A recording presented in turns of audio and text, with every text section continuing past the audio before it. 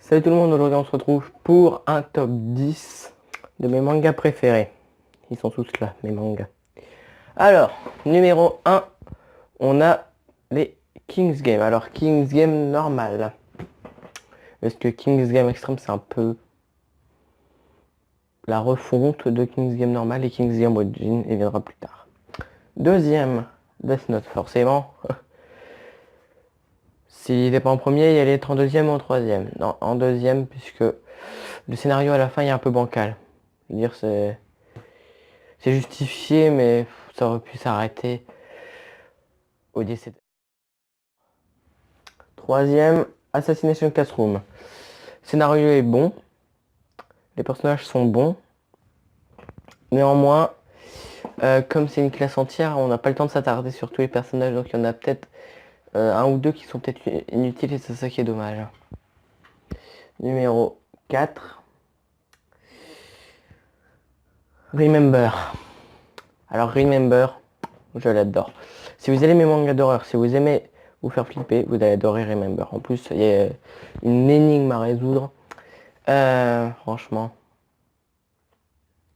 j'adore Remember. Je me suis dessus à chaque fois, mais j'adore. Numéro 5. DeadTube. Alors DeadTube, j'ai déjà fait la présentation dessus. Et franchement, j'ai bien aimé. J'ai pas adoré non plus, c'était pas transcendant, mais j'ai bien aimé. C'était un manga que j'apprécie de lire, franchement. Je dis comme ça se lit facilement. Voilà. Numéro 6. Pandora Hearts. Pandora Hearts, franchement, c'est un de mes coups de cœur de cette année. Même si j'ai commencé que le tome 1, j'ai hâte de connaître la suite.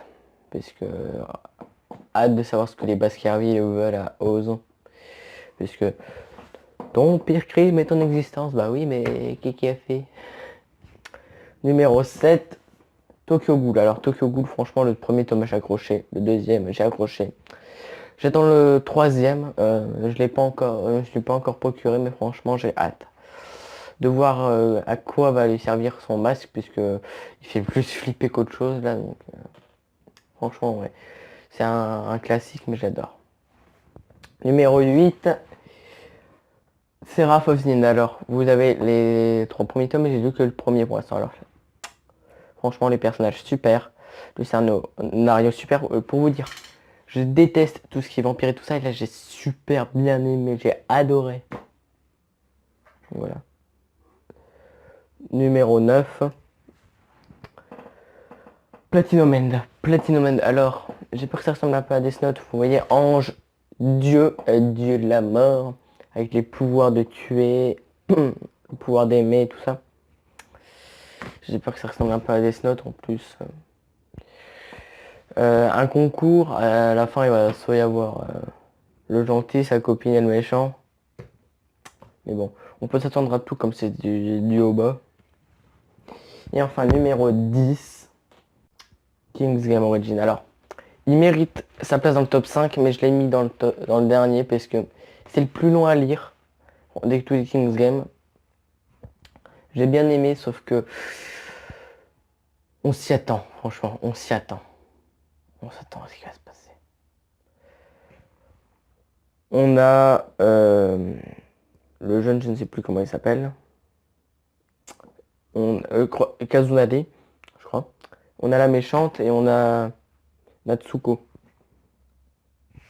Comme dans Platinum Man, je vous dis, dans les trucs comme ça, il va avoir le gentil, sa copine et le méchant. Voilà. Mais on s'attendait. Par contre, la fin, je ne m'y attendais pas du tout, franchement. Après la mort d'une certaine personne. Il reste deux personnages en liste dans le King's Game. On connaît l'ordre. Ça se finit, franchement. J'ai presque eu la larme à l'œil pour vous dire quand j'ai fini King's Game. En tout cas, ce top est fini. Répondez au petit sondage qu'il y a ici. Voilà, que je ne me trompe pas de côté. Répondez au petit sondage qu'il y a ici. Et puis, bah, moi, je vous dis au revoir, à une prochaine et à plus.